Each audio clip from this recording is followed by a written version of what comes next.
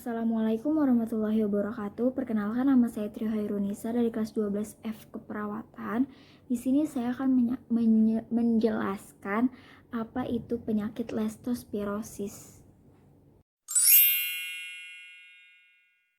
Sebelumnya saya akan menjelaskan definisinya terlebih dahulu agar kalian semua tahu apa itu leptospirosis.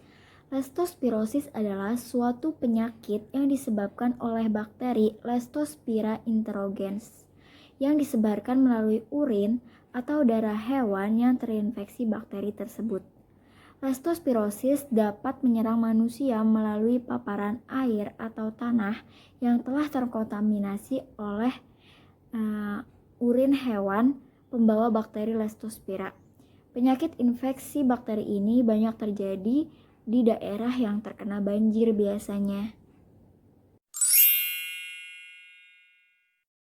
Penyebab penyakit leptospirosis adalah bakteri Leptospira interrogens. Seseorang dapat terinfeksi bakteri jika mata, mulut, hidung, ataupun luka terbuka pada kulit bersinggungan dengan yang pertama, urin, darah, atau jaringan dari binatang yang membawa bakteri. Yang kedua, air yang terkontaminasi oleh bakteri tersebut. Yang ketiga, tanah yang terkontaminasi oleh bakteri tersebut. Yang keempat, seseorang juga dapat terkena infeksi leptospirosis jika tergigit binatang yang terinfeksi oleh penyakit tersebut. Bakteri leptospirosis atau bakteri Leptospira dapat masuk ke dalam tubuh manusia melalui kulit yang terbuka, kulit yang rusak, kulit yang lunak karena terkena air, selaput lendir, lapisan yang lembab dan tipis di banyak bagian tubuh seperti hidung, mulut, tenggorokan, dan alat kelamin, ataupun dengan menelan air yang terkontaminasi. Biasanya penularan dari orang ke orang itu jarang terjadi. Tanda gejala dari penyakit leptospirosis yang pertama ada, tidak semua orang yang terkena leptospirosis itu sebelumnya akan langsung menunjukkan gejala. Bisa saja gejala baru muncul setelah pengidap melewati masa inkubasi, yaitu sekitar 10 hari.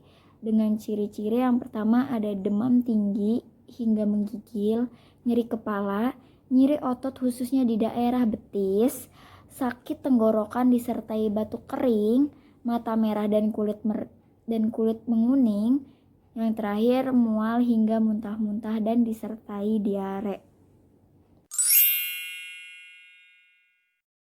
Selanjutnya ada penunjang diagnostik penyakit leptospirosis. Yang pertama ada tes urin untuk melihat keberadaan bakteri tersebut dalam urin. Yang kedua ada tes darah.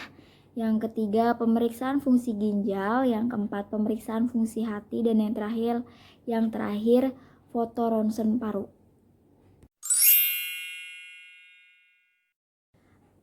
Selanjutnya pencegahan untuk agar tidak terkena penyakit leptospirosis. Agar terhindar dari penyakit leptospirosis, bersihkanlah sekeliling rumah sebelum banjir melanda.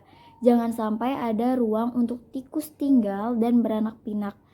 Karena tikus adalah salah satu hewan yang menjadi media penyebaran kuman selain kucing, sapi, domba, dan babi. Sebisa mungkin jauhkan diri dari air banjir ketika banjir terjadi, apalagi jika bagian tubuh ada yang terluka.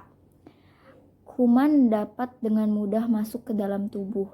Yang ketiga, selain itu, seseorang juga bisa melindungi diri dari penyakit leptospirosis itu dengan rajin mencuci tangan setelah memegang hewan peliharaan.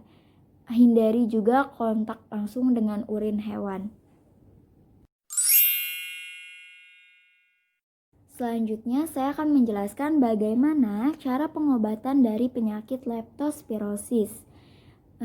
Penyakit leptospirosis dapat diobati dengan cara memberikan antibiotik untuk memusnahkan kuman.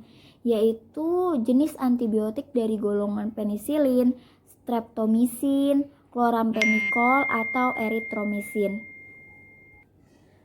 Cara penanganan lain untuk pengobatan leptospirosis adalah dengan cara memberikan obat sesuai dengan gejala yang diderita oleh pasien. Pemberian obat juga harus diberikan secepat mungkin. Jika diobati selagi masih dini, tingkat kesembuhan pasien pada umumnya akan lebih cepat. Bila terjadi komplikasi yang lebih parah, maka pengidap perlu dirawat di rumah sakit untuk mendapatkan pengobatan yang lebih lengkap. Itu saja mengenai pengertian penjelasan dari penyakit leptospirosis. Untuk itu, kita harus menjaga kesehatan agar selalu sehat dan bisa menjalani aktivitas seperti biasanya. Kurang lebihnya mohon maaf. Wassalamualaikum warahmatullahi wabarakatuh.